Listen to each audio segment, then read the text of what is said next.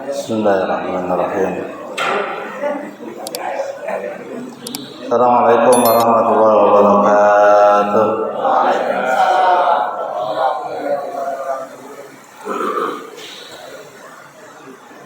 Alhamdulillah. Nahmaduhu wa nasta'inuhu wa nastaghfiruh wa na'udzu billahi min shururi anfusina wa min sayyiati a'malina. May yahdihillahu fala mudilla lahu wa may yudlil fala hadiya lahu. Asyhadu an la ilaha illallah wahdahu la syarika lahu wa asyhadu anna Muhammadan 'abduhu wa rasuluh. Allahumma shalli wa sallim wa barik ala sayyidina Muhammadin wa ala alihi wa ashabihi ajma'in, amma ba'd. Bapak, Ibu, saudara-saudara sekalian yang dirahmati Allah Subhanahu wa taala. Alhamdulillah, atas izin Allah Subhanahu wa taala kita dipertemukan dalam majelis yang mulia ini. Kita masih diberikan kesempatan untuk menambah umur kita ya. Karena setiap masuk tahun baru Hijriah bertambah umurnya, tapi jatah hidup kita berkurang ya, jatah hidup kita berkurang. Dan bersyukur kita pada hari ini kita masih diberikan kesempatan oleh Allah Subhanahu wa taala untuk memperbaiki diri kita, untuk mempersiapkan diri kita menghadapi masa depan hari esok. Salawat dan salam tak lupa kita aturkan kepada junjungan kita Nabi Muhammad sallallahu alaihi wasallam, serta keluarga dan para sahabat. Baik, sedikit karena kita baru masuk tahun Hijriah, sedikit kita menyelami memaknai hijrah itu sendiri ya, agar kita bisa mengambil hikmah, mengambil pelajaran, mengambil manfaat dari pergantian tahun Hijriah ini. Apa itu hijrah? Hijrah kalau secara bahasa artinya berpindah gitu ya. Perpindahan, meninggalkan sesuatu, itu hijrah. Hijrah dimaknai dengan dua hal. Yang pertama hijrah secara makani ya. Hijrah secara fisik, hijrah secara historis, hijrah secara sejarah ya. Jadi yang pertama hijrah secara makannya, hijrah tempat, hijrah secara fisik. Yang kedua hijrah secara maknawiyah, hijrah secara spiritual. Ya, ya. Hijrah secara spiritual. Kalau hijrah secara fisik mungkin kita sudah tidak melakukannya, ya. Tapi kita bisa mengambil pelajaran dari hijrah secara fisik yang dilakukan oleh baginda Rasul dan para sahabat. Kemudian hijrah maknawiyah, hijrah secara spiritual ya, upaya untuk terus-menerus memperbaiki diri. Hijrah fisik dalam sirah nabawiyah ya, itu pernah dilakukan dua kali ya. Pernah dilakukan dua kali. Yang pertama hijrah ke Habasyah. Hijrah ke Habasyah, daerah Ethiopia. Ini terjadi pada tahun kelima dari kenabian. Kita tahu betul dulu ya, ketika awal-awal Islam ya, berkembang di Quraisy. Ya. Rasulullah SAW diangkat menjadi seorang Rasul. Tantangan, tribulasi, ujian, cobaannya banyak banget. Ya. Karena banyak orang yang nggak suka. Karena para pemimpin terancam kepemimpinannya. Gitu. Karena para pejabat, gitu ya, terancam juga jabatannya. Kedudukannya orang-orang tokoh-tokoh itu kedudukannya banyak terancam. Sehingga dakwah Rasulullah SAW mendapatkan tantangan yang luar biasa. Bahkan ujian percobaan, pembunuhan, siksaan juga dialami. Salah satunya siksaan yang dialami oleh Ammar bin Yasir. Ammar bin Yasir syahid, ayah dan bundanya syahid. Di depan matanya disiksa kemudian dibunuh. Jamaah rahimakumullah, maka terjadilah hijrah ke Habasyah, perintah Rasulullah kepada beberapa sahabat yang secara fisik gitu ya, dukungan fisik atau tidak mendapatkan kurang, yang lemah gitu. Sahabat yang lemah, sahabat-sahabat yang lemah. Lemah di sini bukan lemah fisik tapi lemah dalam hal perlindungan. Perlindungan suku, perlindungan keluarga, sehingga potensi untuk disiksanya besar. Ya. Potensi disiksanya sangat besar, sehingga Rasul melakukan ini dalam rangka apa? Dalam rangka hifdzun nafas, dalam rangka menjaga nyawa, menjaga keselamatan para sahabat. Maka kemudian 16 sahabat diminta Rasul untuk hijrah ke Najasyi, ke Habasyah. Ada namanya Raja Najasyi. Ya. Ini orang Nasrani, tapi baik hati. Dan kerjasama ini jangan dinafikan bahwa umat Islam itu bisa bekerja sama dengan orang non-Muslim. Kerjasama secara taktis, bukan kerjasama secara ideologis, bukan kerjasama dalam hal keyakinan. Ya, bukan kerjasama dalam hal keyakinan. Kalau dalam hal keyakinan, dalam hal ibadah nggak bisa kita bekerja sama. Tapi kalau dalam hal taktis, dengan tujuan-tujuan tertentu, punya tujuan-tujuan yang sama, tujuan yang baik, boleh kita bekerja sama dengan orang lain, termasuk dengan non-Muslim. Kerjasama dalam hal bantuan kemanusiaan, kerjasama dalam hal memperbaiki lingkungan, itu kerjasama secara taktis. Rasulullah SAW memanfaatkan, karena beliau tahu betul bahwa Raja Najasyi ini itu memiliki kelapangan hati, kebaikan hati, sehingga kemudian beliau mengutus 16 sahabat ya untuk hijrah, ya, hijrah ke Habasyah. Tidak semua, ya, dalam rangka meminta perlindungan dan keamanan dari ancaman orang-orang kafir Quraisy. Ya, itu hijrah ke Habasyah. Kemudian yang kedua, hijrah ke Yathrib atau Madinah, ya. Terjadi pada tahun ke-13 dari kenabian. Nabi itu 23 tahun berdakwah, 13 tahun di Mekah, 10 tahun di Madinah. Di Mekah lama dakwahnya selama 13 tahun. Tapi pertumbuhan umat Islam itu lambat, mengalami stuck. Kenapa di Makkah mengalami stuck pertumbuhan umat Islam pada waktu itu? Karena tantangannya luar biasa. Ya, tidak sedikit umat Islam itu mendapatkan siksaan, kan tadi, tribulasi, ancaman, pembunuhan, siksaan, ya. Sehingga pertumbuhan umat Islam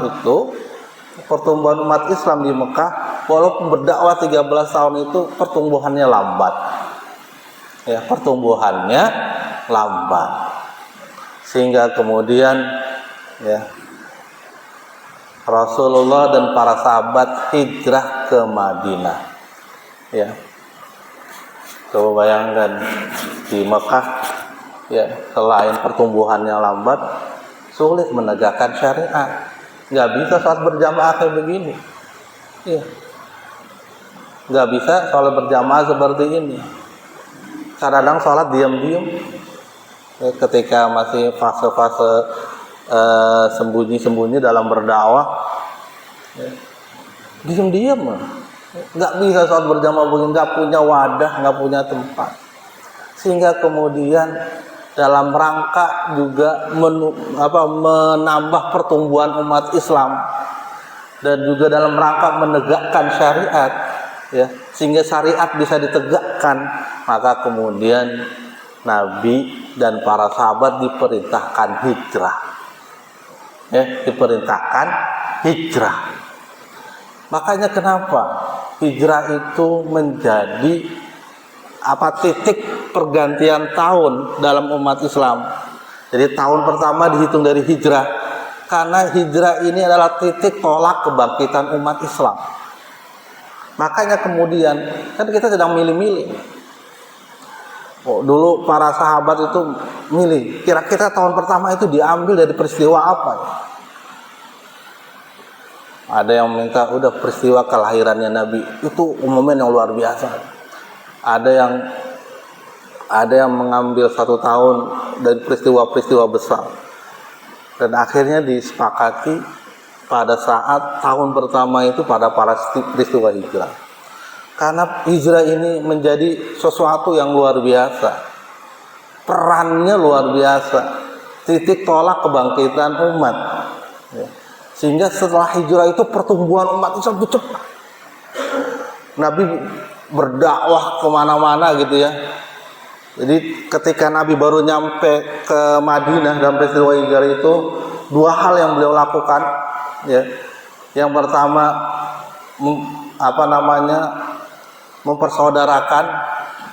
mempersaudarakan antara kaum Muhajirin dengan kaum Ansor, ya. Kemudian beliau mendirikan masjid, karena masjid ini basis, ya, basis pembinaan, basis komunikasi. Setelah itu beliau konsolidasi internal, mengadakan perjanjian dengan suku-suku di sekitar Madinah agar tidak saling. Kemudian beliau fokus berdakwah, mengutus beberapa para sahabat itu berdakwah di sekitar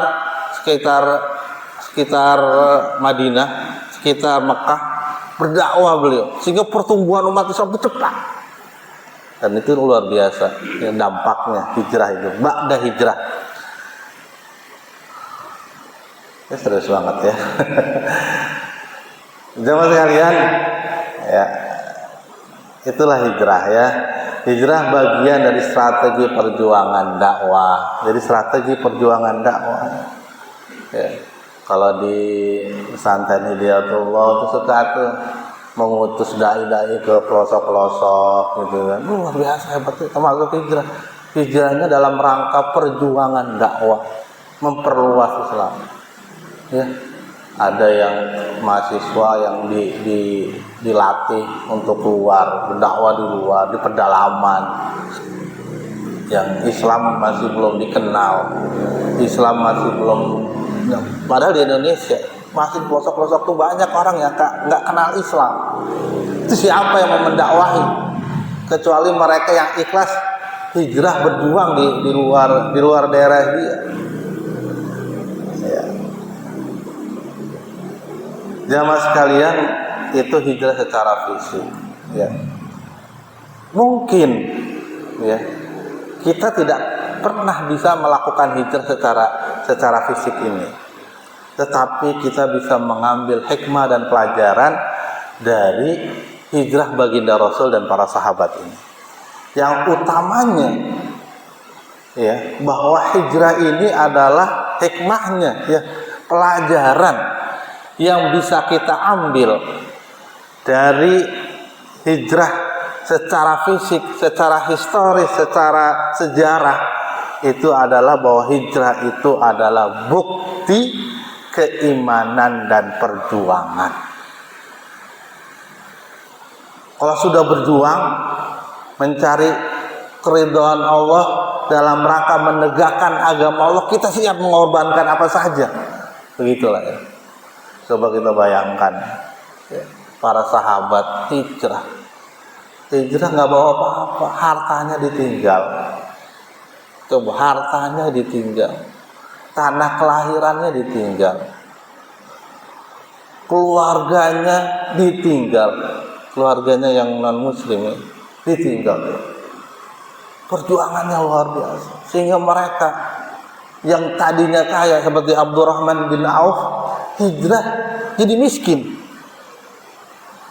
Berapa sahabat tuh, makanya dikatakan dalam ayat ini lil fuqara, orang-orang fakir. Orang yang hijrah itu muhajirin namanya, itu dikatakan lil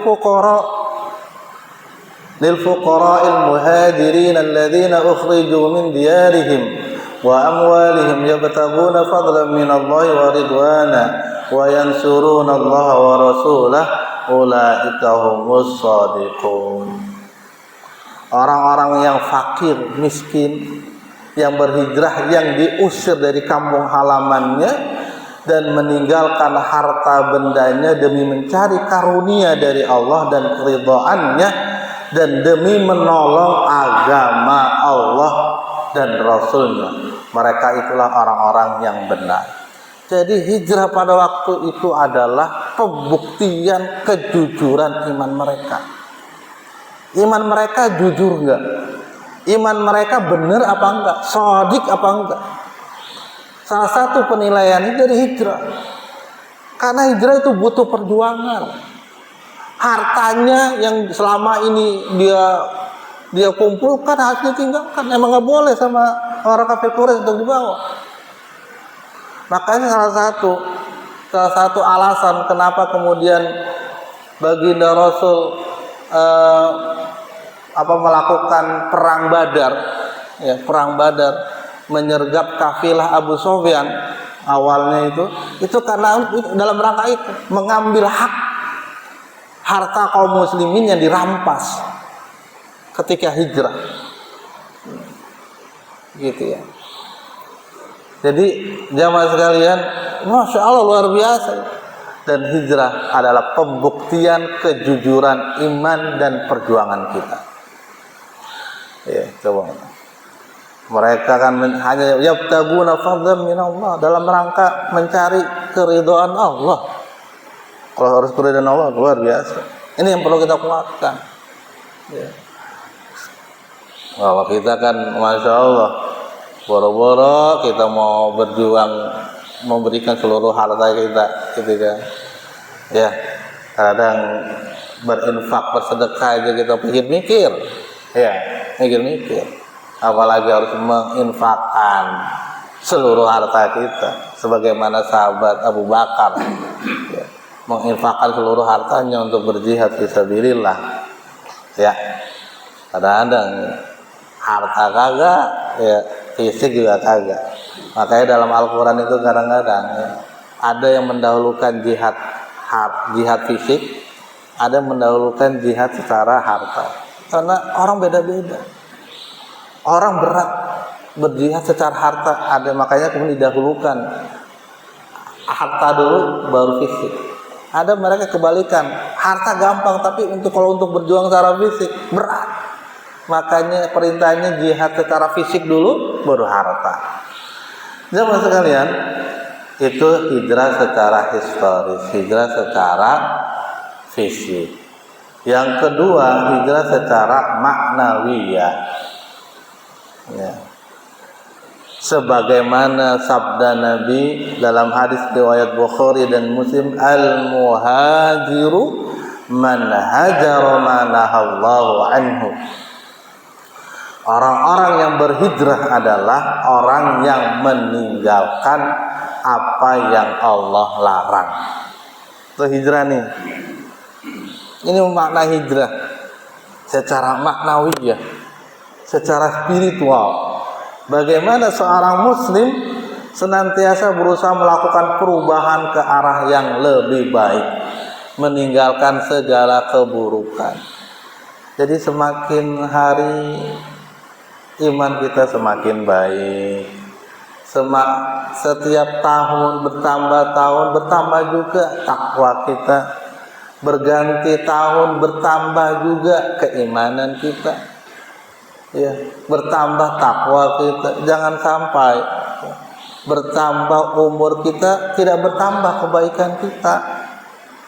Bertambah umur kita tidak bertambah ibadah kita, tidak meningkat ibadah kita, maka kita berupaya terus.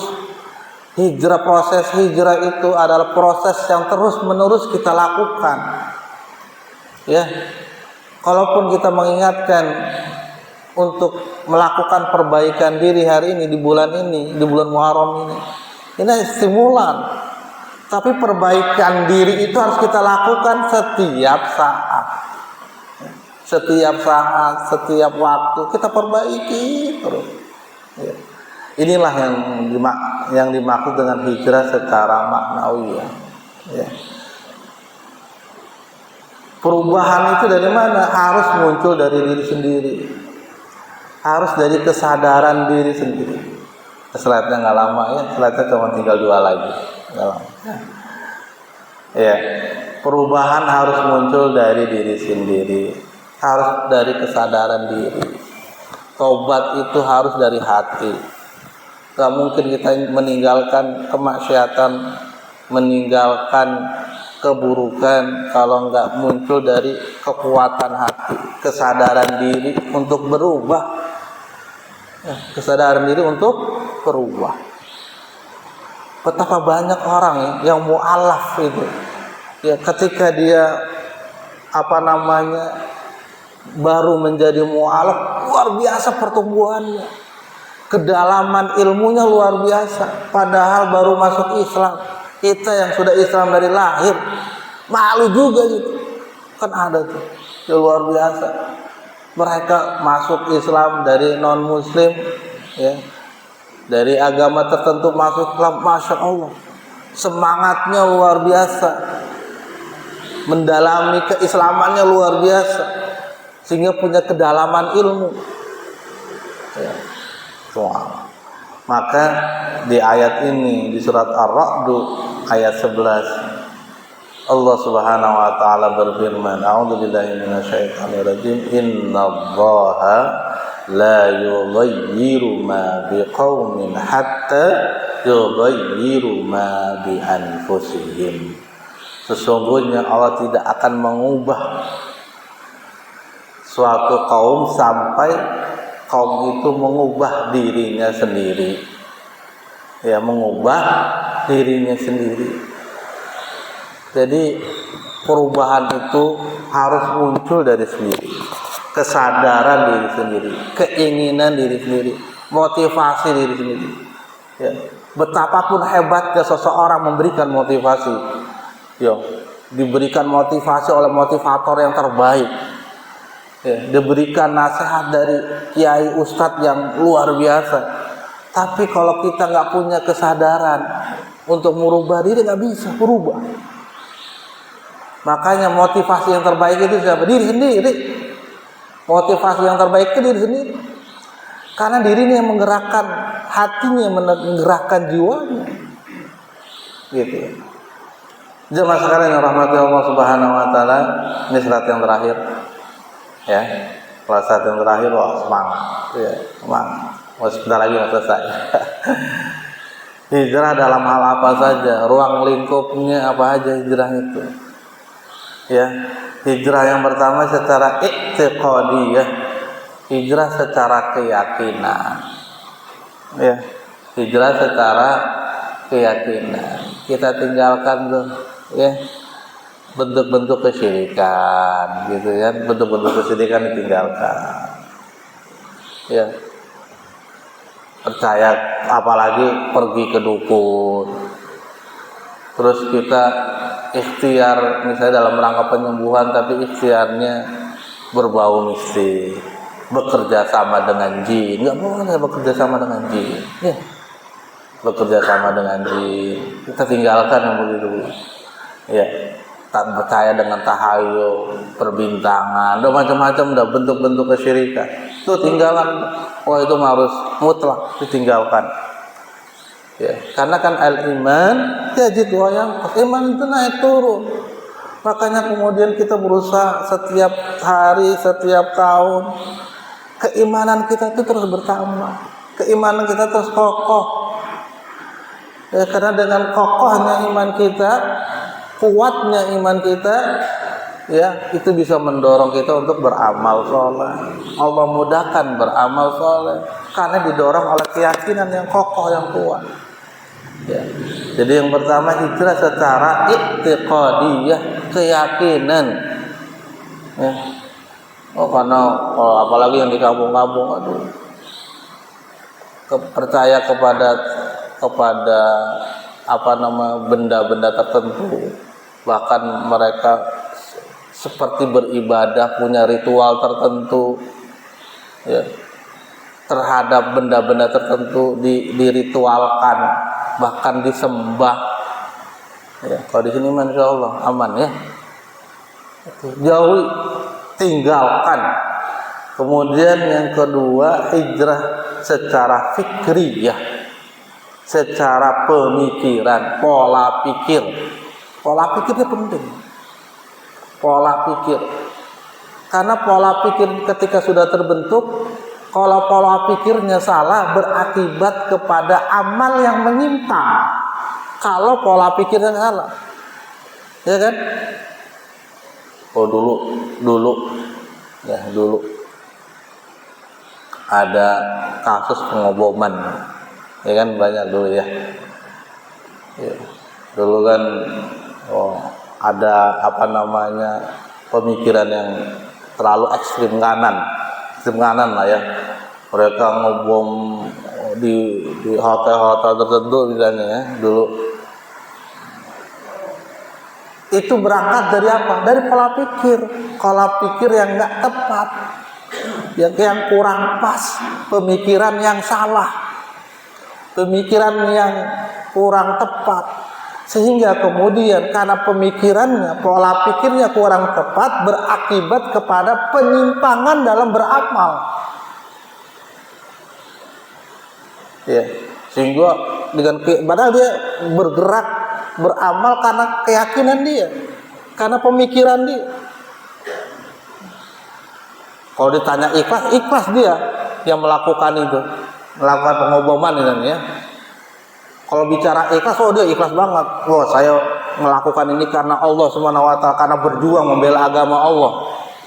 Niat aja, niat yang tulus, niat yang ikhlas nggak cukup. Ya. Harus benar dalam beramal. Amalnya harus benar, dan amal itu salah satunya ditentukan karena pola pikirnya. Jadi kita harus memiliki pola pikir. Islam yang kita yakini adalah Islam yang sumuliyah, Islam yang memahami Islam itu secara sumul, secara keseluruhan, komprehensif, ya kan? Komprehensif. Jadi jangan memandang bahwa Islam ini hanya dibutuhkan di masjid saja. Kalau ibadah kita mau menerapkan Islam, kali di dalam bermuamalah kita nggak mau. Di pasar kita nggak mau menerapkan Islam. Padahal Islam itu tibyanan likulli syai'. Islam itu menjelaskan segalanya. Maka Islam itu aspeknya tidak hanya akidah, tidak hanya ibadah, tapi juga muamalah. Bagaimana Islam mengatur ya, interaksi kita sesama kaum muslimin. Makanya ekonomi diatur dalam Islam. Mengelola pasar diatur dalam Islam, sehingga kemudian Islam ya ada proses internalisasi lah. Ya, banyak orang itu salah persepsi terhadap Islam, salah persepsi terhadap Islam, karena dia ngelihat Islam dari sosok umatnya. Ya, padahal umat Islam dan Islam itu kadang-kadang perbedaannya jauh. Al-Islam ya'lu wa la yu'la alaihi. Islam itu tinggi, tidak ada yang bisa menandingi ketinggiannya. Tetapi ada jarak antara umat Islam dengan Islam. Sehingga kadang-kadang orang memandang Islam itu dari umatnya, padahal umatnya tidak semuanya menerapkan Islam. Sehingga salah persepsi. Wajah Islam itu wajah kalau orang Orang-orang Barat kan melihat wajah Islam, wajah Islam sangar ya. Kayaknya yang disorot hanya kekerasannya saja ya. Wajah Islam itu, kok nggak tertib ya. Islam itu kok tidak disiplin ya, misalnya begitu. Karena dia melihat dari praktek umatnya yang kurang tepat. Makanya pola pikir ini harus kita, pola pikir yang sumulia, ya Islam yang sumulia, Islam yang rahmatan lil alamin. Itu yang kita pahami. Ya, Islam yang rahmat bagi seluruh alam. Bukan Islam, apalagi ada pandangan pola pikir salah satu semua agama benar, wah itu bahaya lagi itu. Misalnya, semua agama benar, ya caranya aja yang beda, semuanya masuk surga lah, nggak bisa begitu bos ya. Itu parah lagi tuh, apalagi pemikiran-pemikiran liberal dan sebagainya itu, halalkan segala cara, ya bahkan ada yang parah lagi, kita perlu Al-Quran itu perlu ditinjau ulang lagi sesuai dengan zamannya sekarang. Waduh, bahaya lagi. Ya. Ada lagi yang ingkar sunnah. Ada dulu ramai banget tuh ingkar sunnah. Dia nggak percaya dengan sunnah karena tidak percaya dengan keotentikannya. Sehingga yang dia percaya udah Quran aja. Ada namanya ingkar sunnah. Ya. Ada lagi yang lain-lain ya, yang menyimpang, hati-hati. Kemudian yang ketiga, hijrah secara su'uriyah, perasaannya harus Islam. Kalau perasaan itu terkait apa? Dengan hobi dan selera. Hobinya harus Islami, seleranya harus Islami. Ya. Kalau misalnya